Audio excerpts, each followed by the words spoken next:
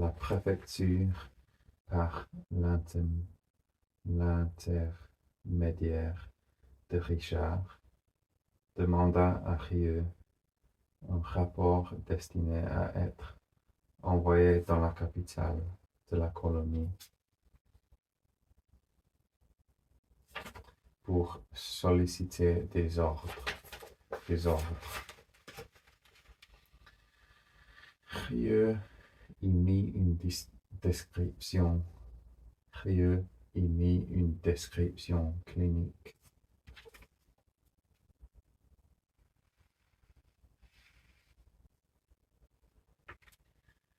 Et des chiffres. Le même jour, on compta une quarantaine de morts. Le préfet prit sur lui, comme il disait, d'aggraver dès le lendemain les mesures prescrites.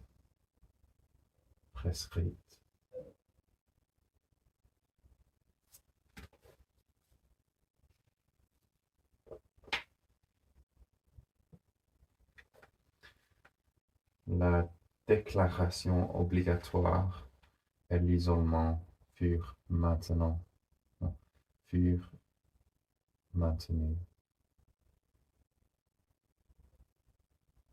Les maisons des malades devaient être fermées et désinfectées. Les proches soumis à une quarantaine de sécurité.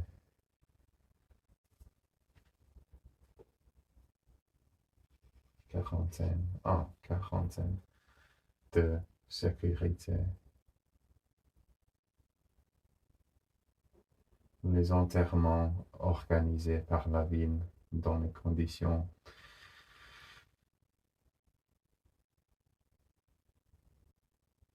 qu'on verra.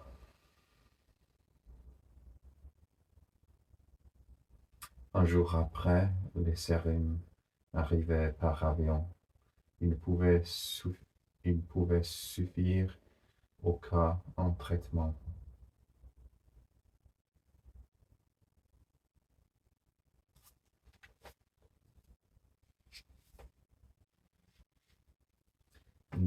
Ils étaient insuffisants si l'épidémie devait s'étendre. Il était insuffisant si l'épidémie devait s'étendre. On répondit au télégramme de Rieux que le stock de sécurité était épuisé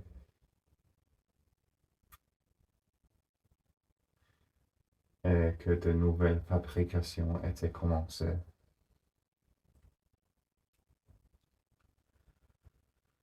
Pendant ce temps, et de toutes les banlieues environnantes, le printemps arrivait sur les marchés. Des milliers de roses se fanaient dans les corbeilles des marchands.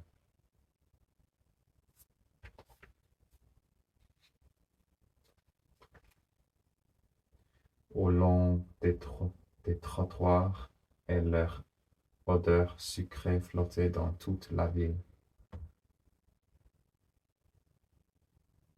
Apparemment, rien n'était changé. Les tramways étaient toujours pleins aux heures de pointe, vides et sales dans la journée.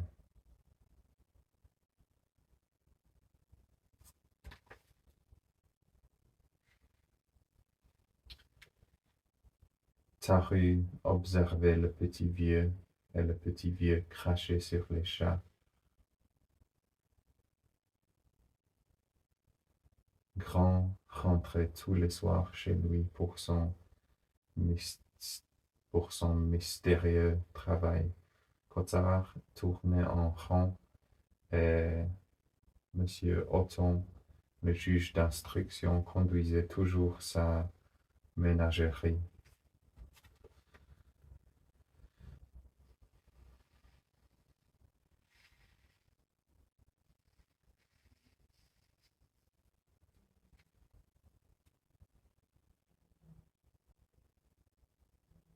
Une vieille asthmatique transvasait ses poids et l'on rencontrait parfois le journaliste Rambert, l'air tranquille et intéressé.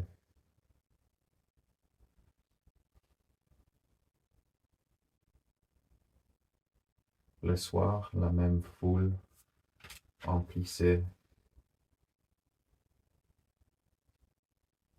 les rues et les queues s'allongeaient devant les cinémas. Devant les cinémas. D'ailleurs, l'épidémie sembla reculer et pendant quelques jours, on compta une dizaine de morts seulement. Puis, tout d'un coup, elle remonta en flèche. Le jour où le chiffre des morts atteignit de nouveau la trentaine, Bernard Rieux regardait la dépêche officielle que le préfet lui avait tendue en disant: Ils ont eu peur. La dépêche portait déclarer l'état de peste, fermer la ville.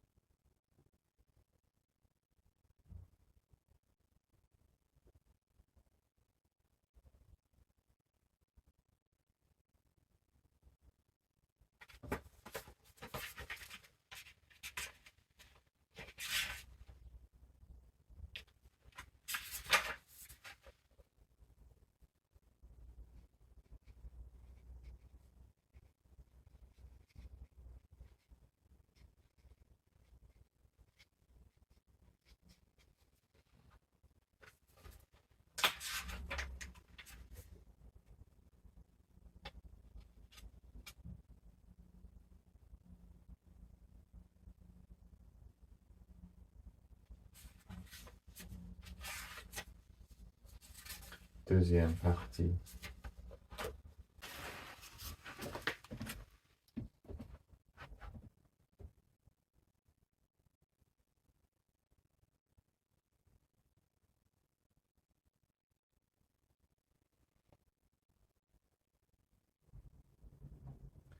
Et sans doute, cela devait continuer. Mais une fois les portes fermées, ils s'aperçurent qu'ils étaient tous, et le narrateur lui-même, pris dans le même sac, et qu'il fallait s'en arranger.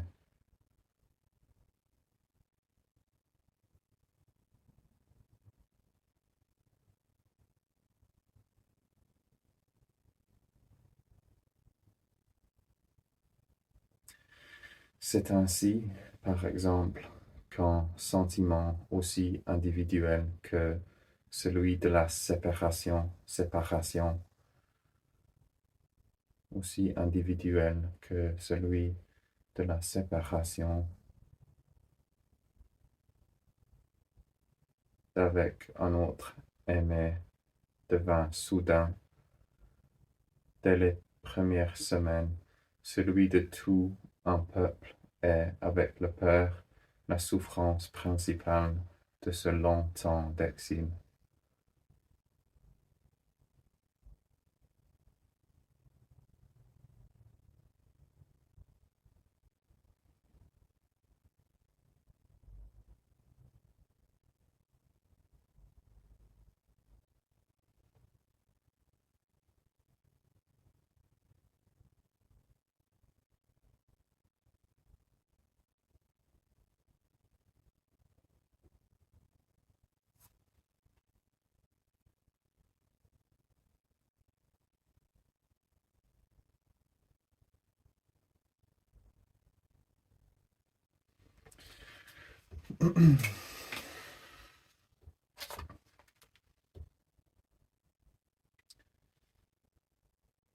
Une des conséquences les plus remarquables de la fermeture des portes fut, en effet, la soudaine séparation où furent placés des êtres qui n'y étaient pas préparés.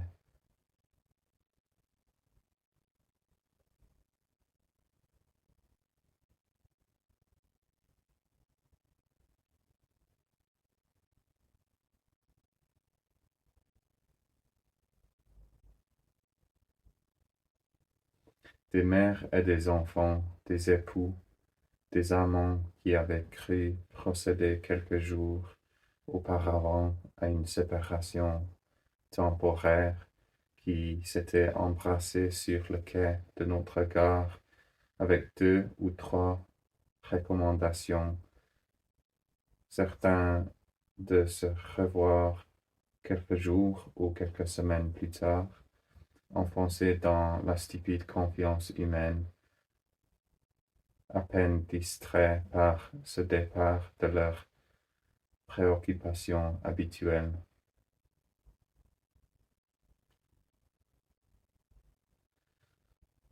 Se virent d'un seul coup éloignés sans recours, empêchés de se rejoindre ou de communiquer.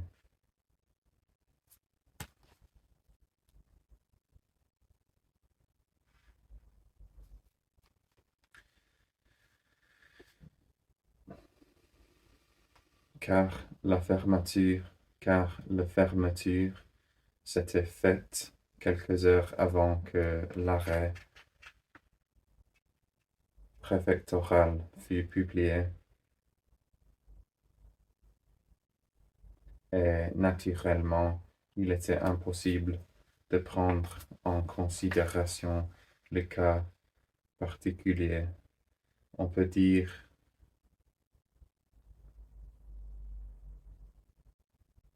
On peut dire que cette invasion brutale de la maladie eut pour premier, pour premier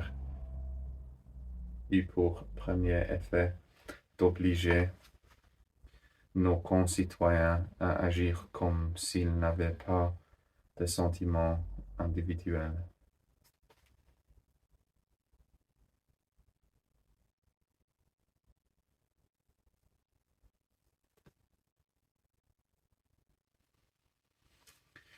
Dans les premières heures de la journée où l'arrêté entra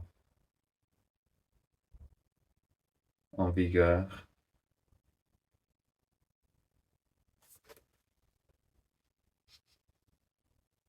la préfecture fut assaillie par par une foule de demandeurs. La préfecture fut assaillie par une foule de demandeurs qui, au téléphone ou auprès des fonctionnaires, exposaient des situations également intéressantes et en même temps également impossibles à examiner. À la vérité, il fallut plusieurs jours pour que nous nous rendissions compte que nous nous trouvions dans une situation sans compromis et que les mots transigés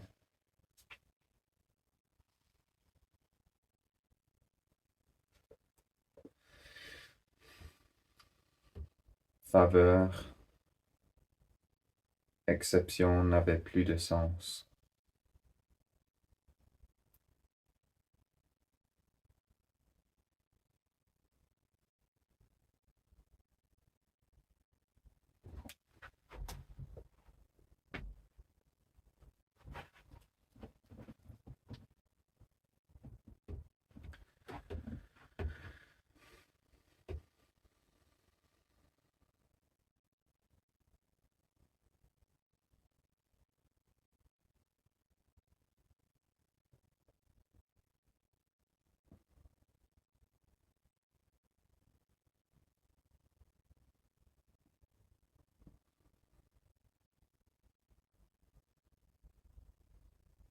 Même la légère satisfaction d'écrire nous fut refusée, nous fut, nous fut refusée. D'une part, en effet, la ville n'était plus reliée au reste du pays par les moyens de communication habituels. Et d'autre part, un nouvel arrêté interdit l'échange de toute correspondance pour éviter que les lettres puissent devenir les véhicules de l'infection. Au début, quelques privilégiés purent s'aboucher.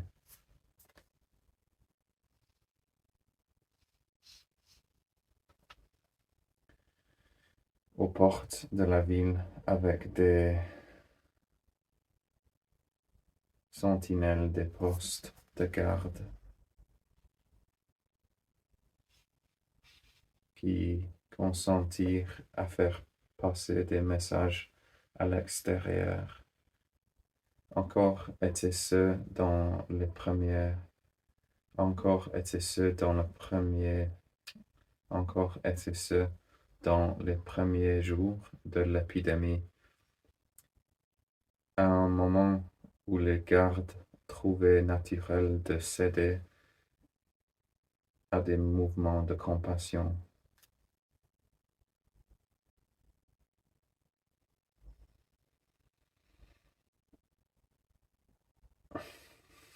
Mais au bout de quelque temps, lorsque les mêmes gardes furent bien persuadés de la gravité de la situation, ils se refusèrent à prendre des responsabilités dont ils ne pouvaient prévoir l'entendu. Les communications téléphoniques interurbaines autorisées au début provoquèrent de tels encombrements aux cabines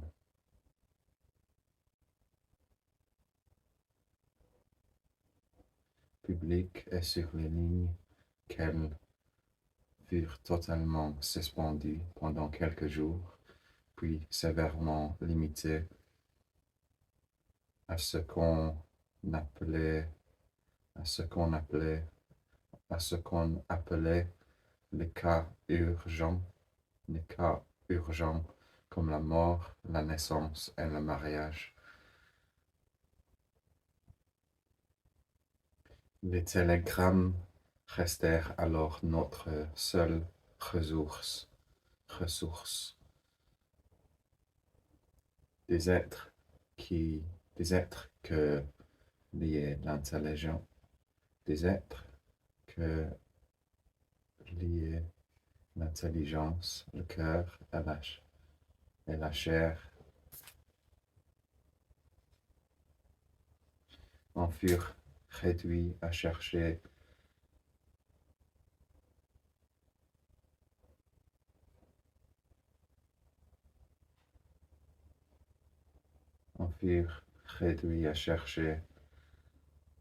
les signes de cette communion ancienne dans les majuscules d'une dépêche.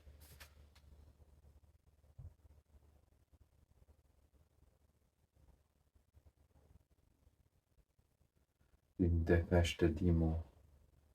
Et comme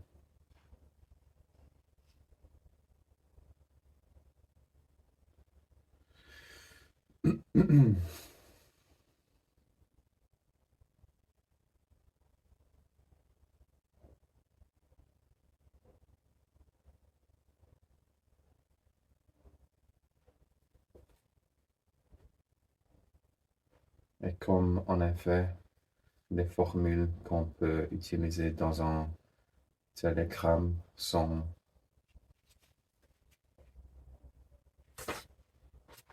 en fait les formules qu'on peut utiliser dans un télégramme sont vite épuisées. De longues vies communes ou des passions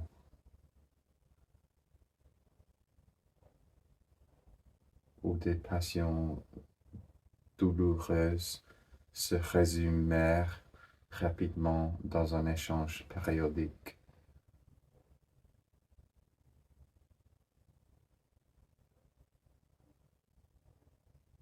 Dans un échange périodique de formules toutes faites comme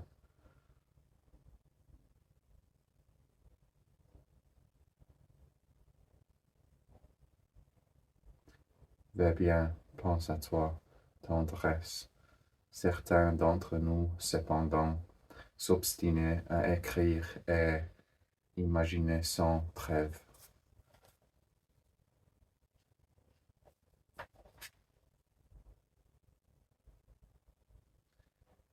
À écrire et imaginer sans trêve pour correspondre avec l'extérieur,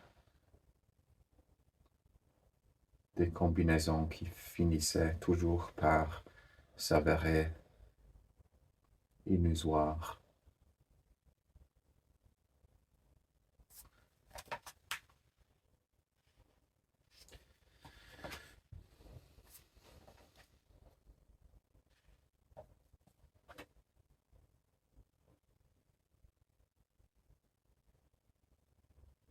Quand même, quelques-uns des moyens que nous avions imaginés réussissaient. Nous n'en savions rien. Quand même, quelques-uns des moyens que nous avions imaginés réussissaient. Nous n'en savions rien, ne recevant pas de réponse. Pendant des semaines, nous fûmes réduits alors à recommencer sans cesse la même lettre.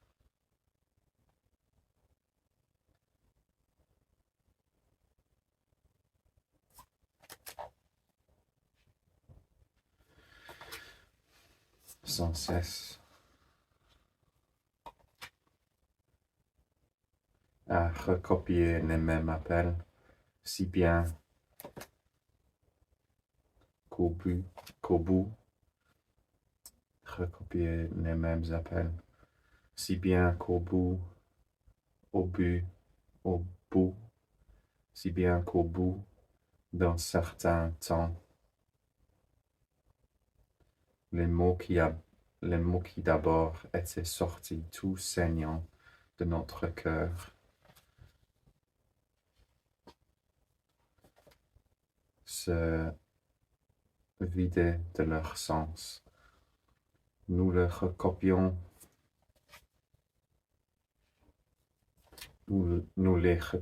alors machinalement.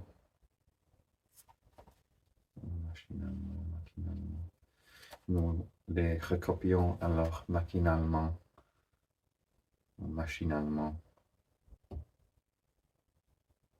essayant de donner au moyen de ces phrases mortes des signes de notre vie difficile.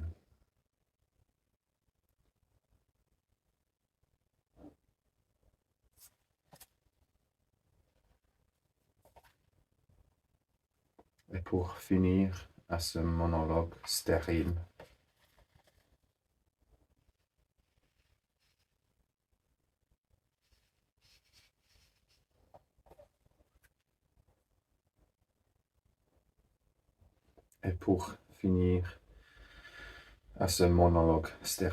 et entêté,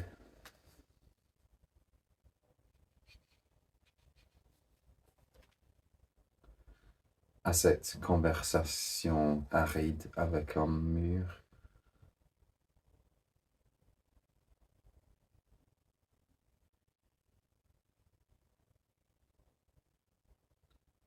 un mur, aride avec un mur,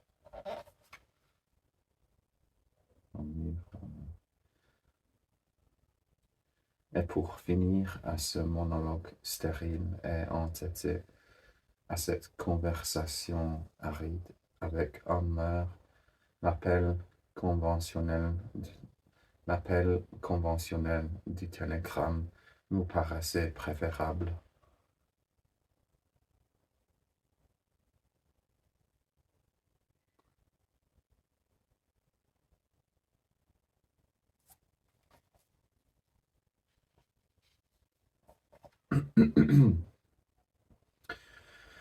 Au bout de quelques jours, d'ailleurs, quand il devint, au bout de quelques jours, d'ailleurs, quand il devint évident que personne ne parviendrait à sortir de notre ville, on eut l'idée de demander si le retour de le retour de ceux qui étaient partis avant l'épidémie pouvait être autorisé.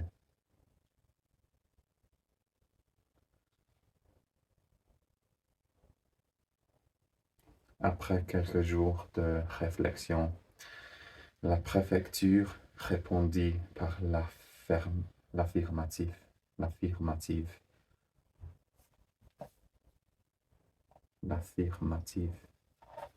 Mais elle précisa que les rapatriés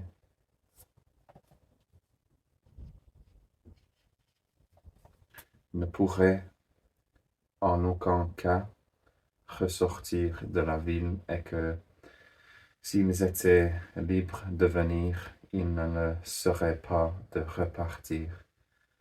Là encore, quelques familles, d'ailleurs rares, prirent la situation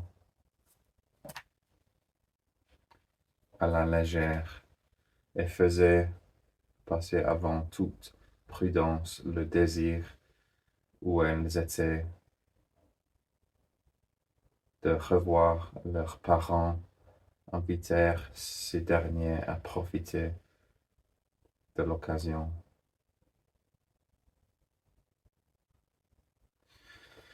Mais très rapidement, ceux qui étaient prisonniers de la peste comprirent le danger auquel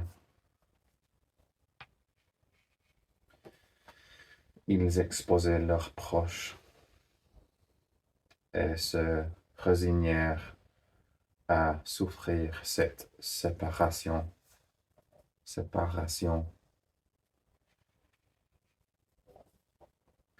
Au plus grave de la maladie, on ne vit qu'un cas où les sentiments humains furent plus forts que la peur d'une mort torturée.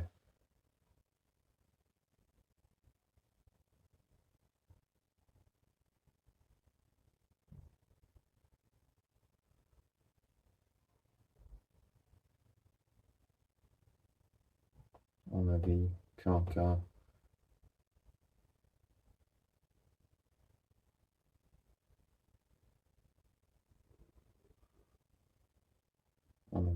cas où les sentiments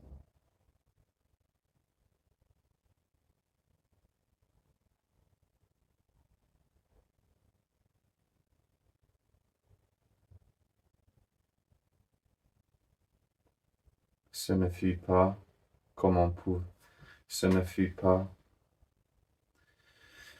comme on pouvait s'y attendre. Deux amants que l'amour jetait l'un vers l'autre.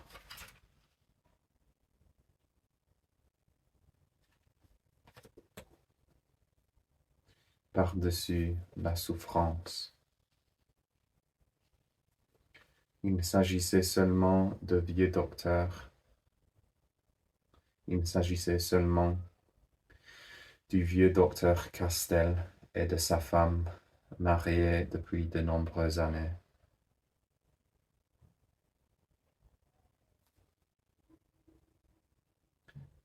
Mademoiselle Castel, quelques jours avant l'épidémie, s'était rendue dans une ville voisine.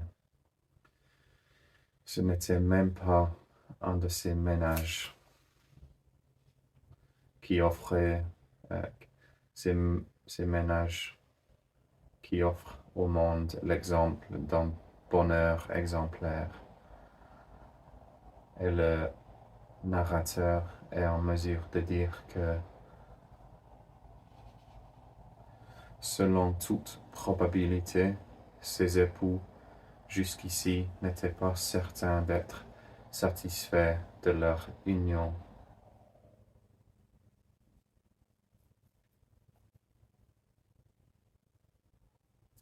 Certains d'être jusqu'ici n'étaient pas certains d'être satisfaits de leur union.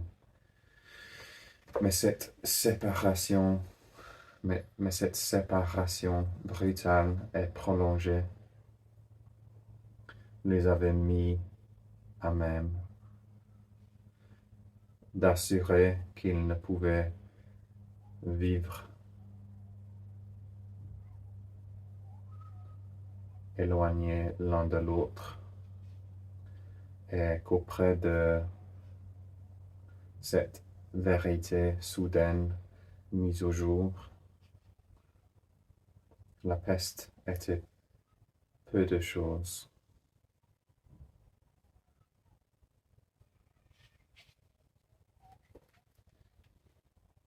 Il s'agissait d'une exception. Dans la majorité des cas, la séparation, c'était évident, ne devait cesser qu'avec l'épidémie. C'était évident, ne devait... La séparation, c'était évident, ne devait cesser qu'avec l'épidémie.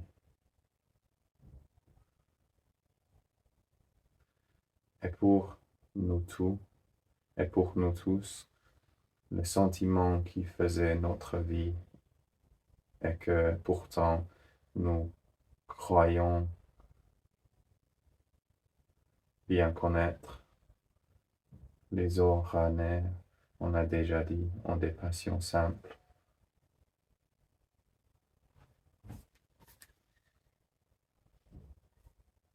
Et pour nous tous, le sentiment qui faisait notre vie et que pourtant nous croyons bien connaître prenait un visage nouveau.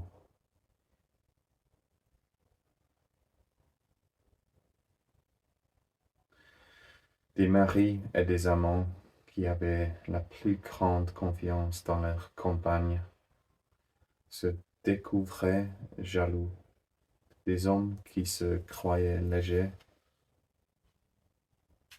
en amour retrouvaient une constance. Des fils qui avaient vécu près de leur mère en la regardant à peine mettaient toute leur inquiétude et leur regret dans un pli de son visage qui hantait leurs souvenirs. Cette séparation brutale, sans bavure, sans avenir prévisible, nous laissait décontenancés,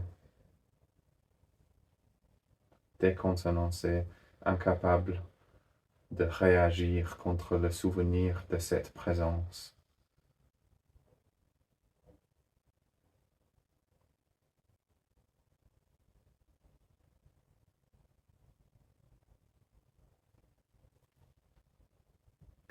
Encore si proche et déjà si lointaine, qui occupait maintenant nos journées. En fait, nous souffrions deux fois, de notre souffrance d'abord et de celle ensuite que nous imaginions aux absents,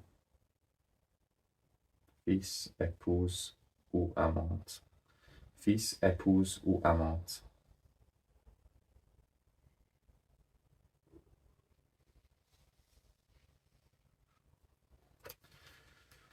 En d'autres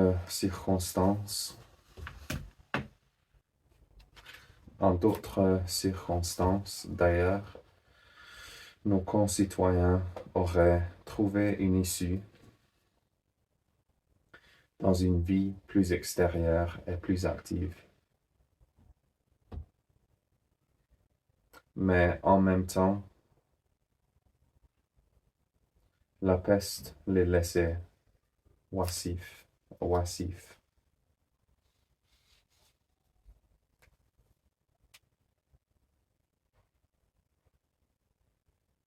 La peste les laissait oisifs, réduits à tourner en rond dans leur ville morne et livrée. Jour après jour, jour après jour, au jeu décevant au jour après jour, au jeu décevant du souvenir, car dans leur promenade sans but, car dans leur promenade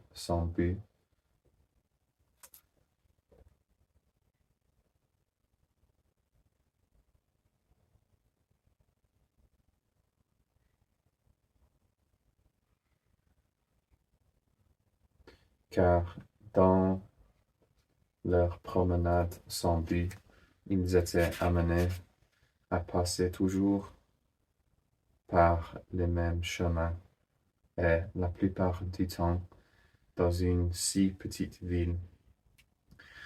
Ces chemins étaient précisément ceux qu'à une autre époque ils avaient parcourus avec l'absent.